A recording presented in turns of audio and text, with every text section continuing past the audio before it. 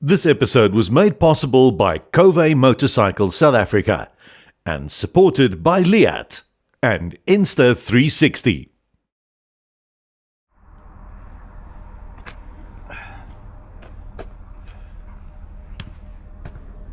As a teenager growing up in the late 80s, I was always fascinated by the Dakar Rally.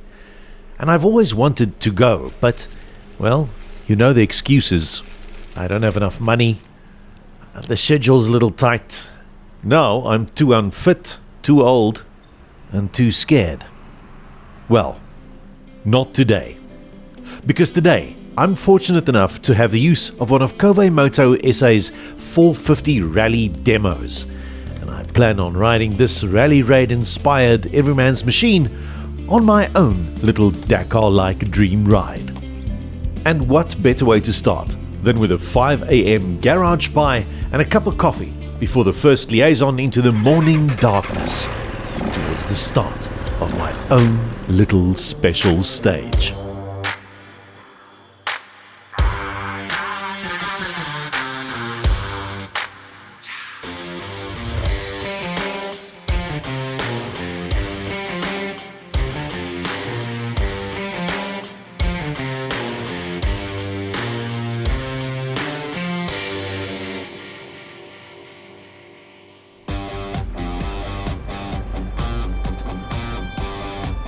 I'm leaving Pretoria on this morning's liaison that shouldn't be more than 170 kilometers of mixed tar and gravel roads, all the way past Bronkhorstspruit, through Verena, and then skirting the Loskop Dam Nature Reserve to my mate Ferdi's camping spot called Sekoe Gat, just south of Groblersdal.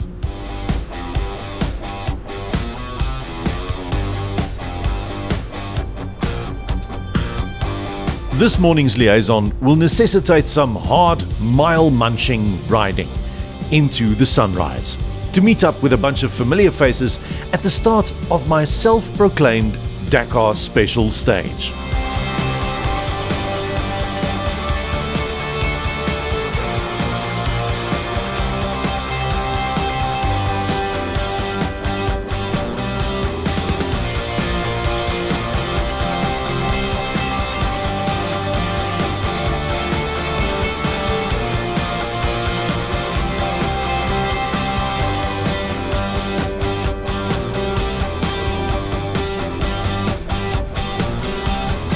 The sunrise magically sneaks over the horizon ahead of me, giving me the perfect excuse for a leg stretch and a photo op.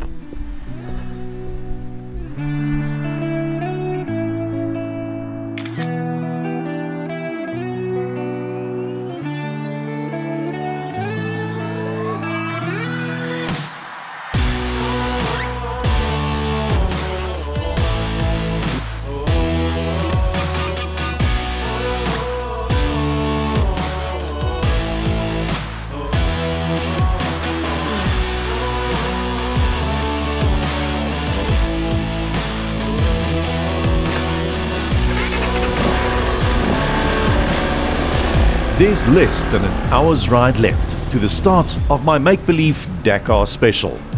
And it's all made even a little more special when I spot a herd of blue wildebeest grazing next to the fence of the Loskop Dam Nature Reserve.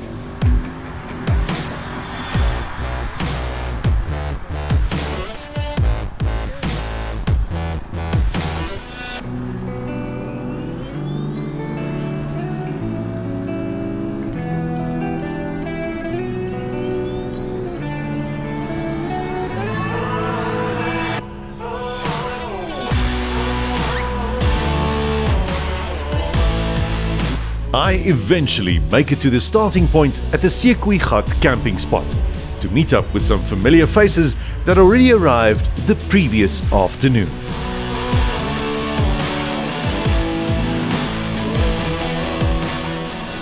Lekker jy!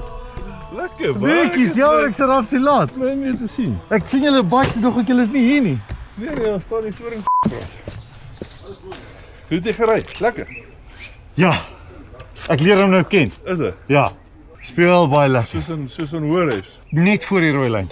Ja, Lekker. Konrad. Ja. Aangenaam kennis. Aangenaam kennis.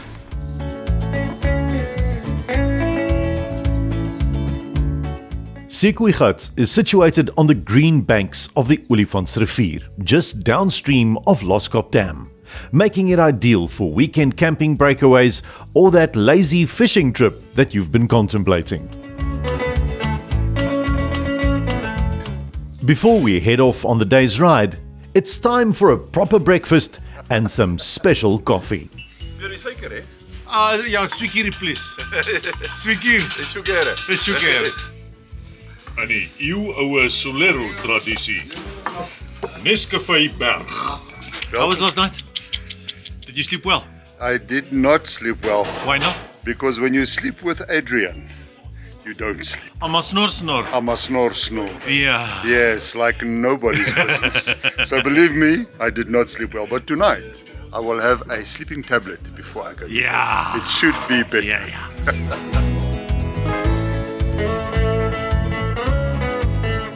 Made breakfast. What a lovely place, Sekoegat. We're spending tonight here as well at Sekoegat, and they've got lovely tented little houses next to the river. Olifantsrivier. So the special stage is going to start after coffee and a couple of eggs. I decided to do the check my shirt. After a plate of warm pap and eggs and fantastic skaapstertjies, we ride to the start of the make-believe Dakar special stage at the wall of the Loskop Dam. This first section will take us to the Salonsrivier intersection, where we plan on having our first refill and rest break.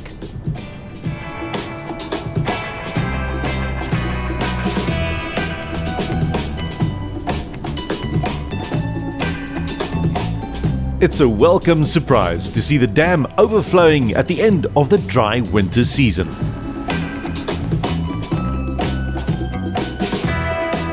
And when Ferdi gives the thumbs up, I immediately start testing the soft rally suspension on the Kove 450. I hit every rock and rut at a reasonable speed to see if the Chinese-made suspension might bottom out, or even pogo stick me into the thicket. Not even 20 minutes into our dirt race, we're forced to stop and get the mandatory daily tire repair out of the way. Always know whether your bike is tubeless or with a tube. Most of the time it'll end with tube. Tubeless will be adapted on the road, and the best place to learn how to fix a tire is next to the road. Because Adrian is just standing, jou lei gat. Hier is een nieuwe Adrian. Dit is een ander Adrian.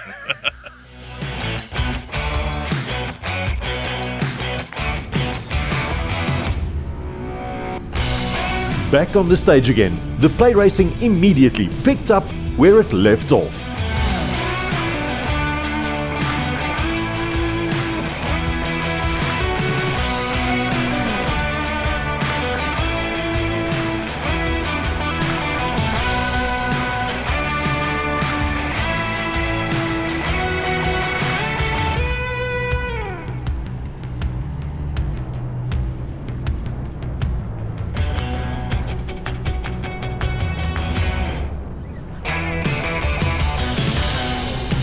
What a welcome surprise when you run into good friends in the sticks.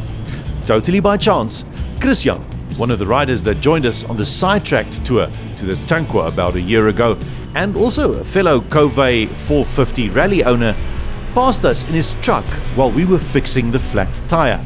He now stood waiting for us next to the track, offering help if we needed it. Dit is julle reg met die mechanicals. Ja, is 'n shop. Is dit almal julle die tools of bakkies en Niks. alright, maar ja. Dankie my maat. Dis lekker om jou te sien. Ja, kijk julle ja.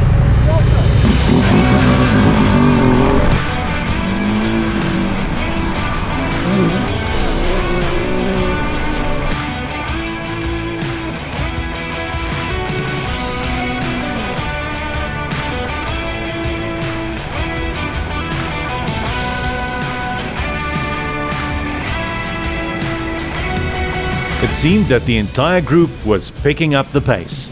But the 450's effortless agility in the technical stuff meant that I never had to override it to keep up with a group of bigger capacity adventure bikes.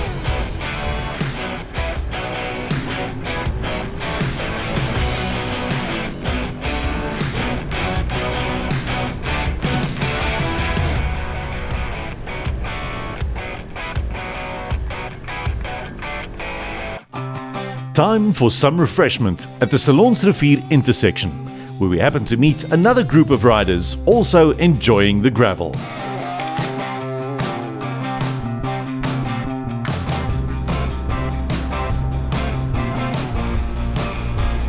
Back on the second section of our special stage, the gravel tracks started to open up. If the 450's smaller capacity is a drawback on open gravel riding, this part would show it. Naturally, some of the bigger bikes pushed the pace of the little Kove rally more out of curiosity than anything else.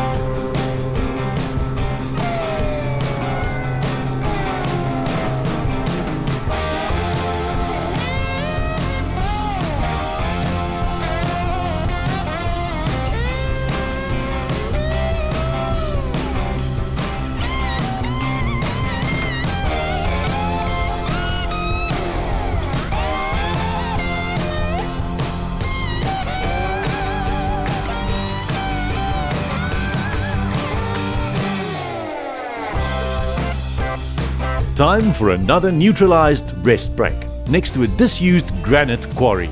After all, we're not really professional racers.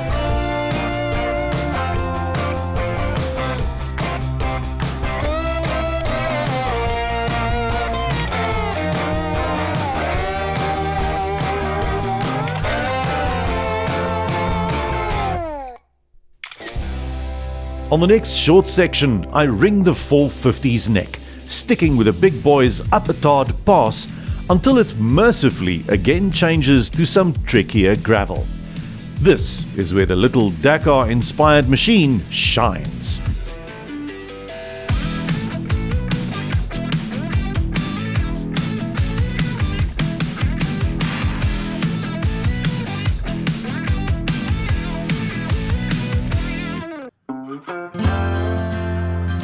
But just as the 450 rally starts whooping the big guys' butts, they stop again.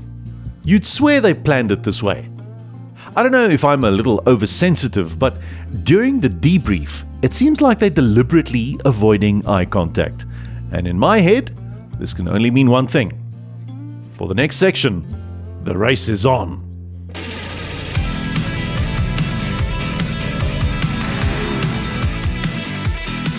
For this short section, we ride through Dalstroom for a quick fuel stop and then crest the Highvelds ridges towards Tonteldoos.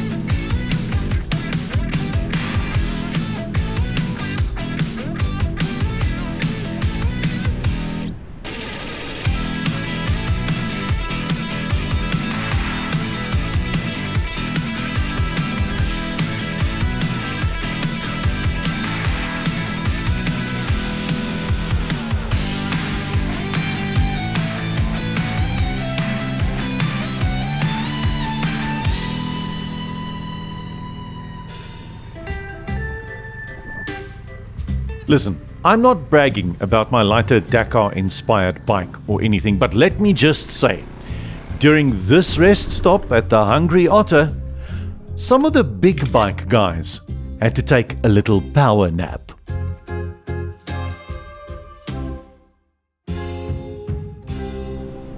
By the time the tired guys had their afternoon break, we realized that we totally forgot about the Springbok rugby test match of the day, kicking off in about an hour's time. And we still had 100 kilometers of gravel and tar to do before we reached our sports pub destination.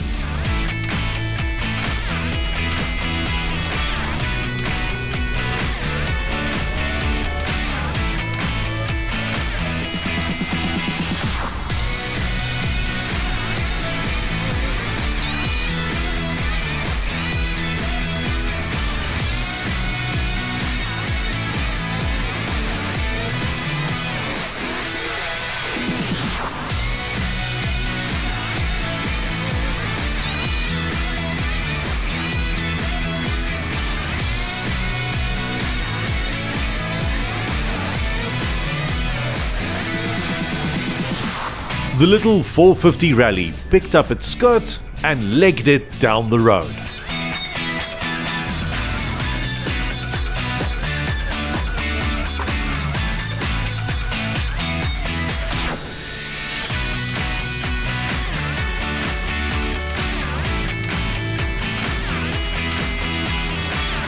And on one of the small tar stretches, I figured out that it would go even faster with a little drafting behind the big bikes.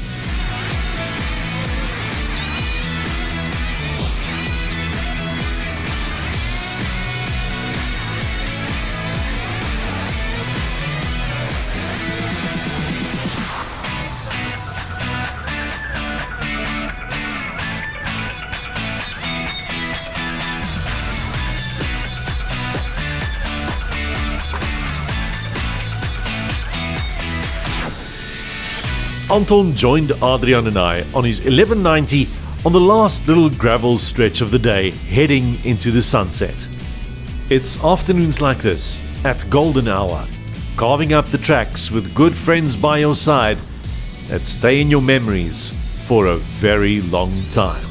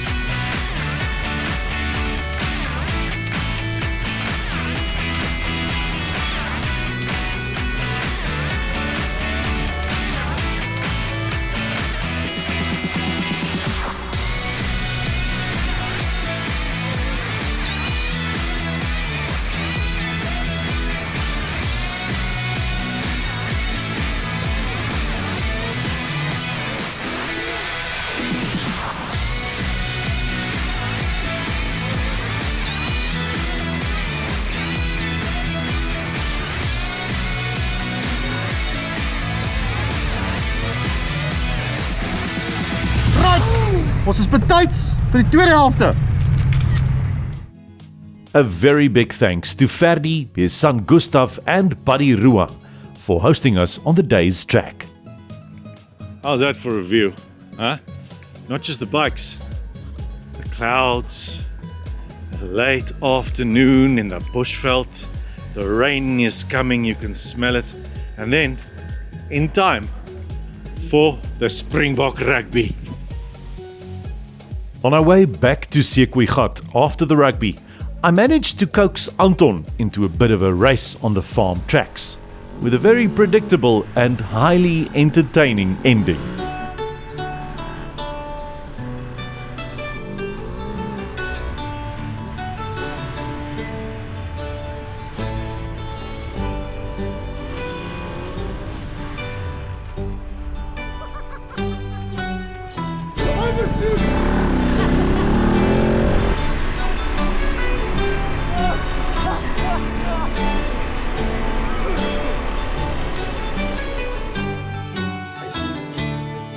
Back at the bivouac, we rested our weary bones after almost 500 kilometers of hard riding for the day. We were dog tired and hungry. Paninis. Ciabatta. Ciabattas. Ciabatta, daar's 'n paptertjie vir jou. A paptart. And then this is the Vegan and tzatziki. stuff. Tzatziki. Tzatziki. Little bit of hummus. Hummus. Humus is what grows against the tree. That is hummus. Yeah? The secret ingredient turned out to be slow-cooked, soft, fatty beef rib.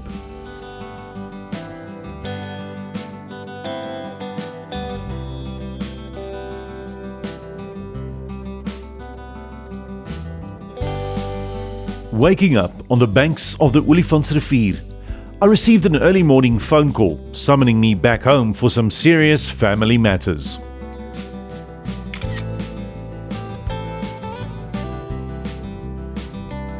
I had to leave the group again to make their own leisurely way back home while I nailed the 450 Homeward on the previous morning's Liaison track. Well, I guess I shouldn't complain. I wanted to play the Dakar-like experience, and hard early morning rides are part of that. I left the guys to their sunrise game drive and pushed the plucky 450's nose in a southwesterly direction.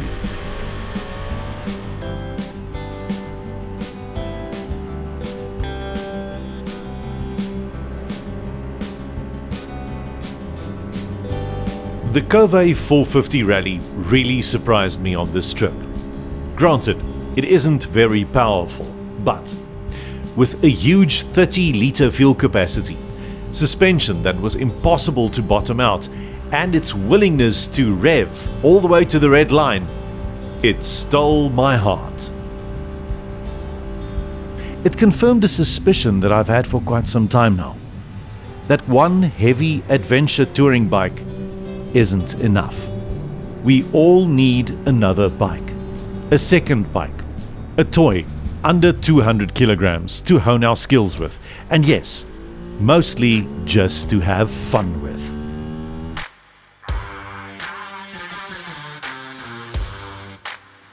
Thanks for watching this episode. Stay tuned for our next adventure when the usual suspects blunder their way through the Lowveld and Eswatini. This episode was made possible by Kove Motorcycle South Africa and supported by Leatt and Insta360.